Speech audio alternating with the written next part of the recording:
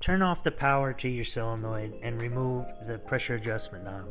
This bleeds out any pressure that's left over inside the regulator, and when you install the new bottle and open it, it doesn't meet any resistance, then blow out your diaphragm. Close the bottle and then make sure that the new Permaseal is installed finger tight, and remove the regulator.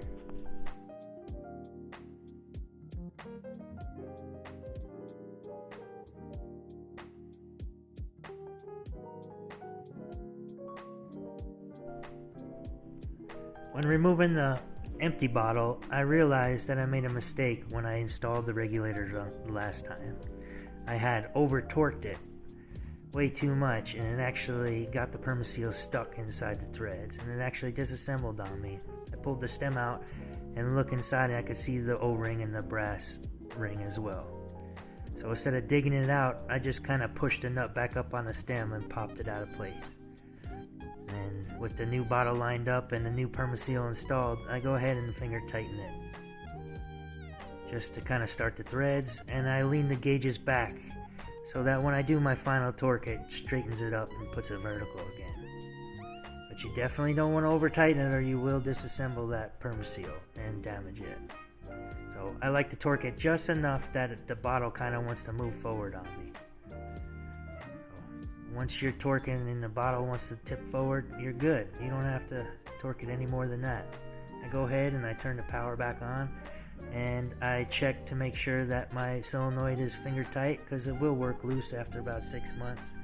Open the bottle again, and then reinstall the pressure adjustment knob, and it'll start working as soon as you get your working pressure. I like to keep it around 35 psi or somewhere under 40. And you'll have to fine tune your needle valve just a tiny bit. You won't have to move it at all really, but since you've been torquing on it and moving it around, it will need to be readjusted. I mix up some dish soap and a little bit of water, put a towel underneath the threads, and I dump some soapy water onto the nut on the front and back, making sure that there are no leaks. You'll see little tiny bubbles gassing off if there is any leaks, but at this moment I don't see anything. But I definitely double check, make sure I hit it again.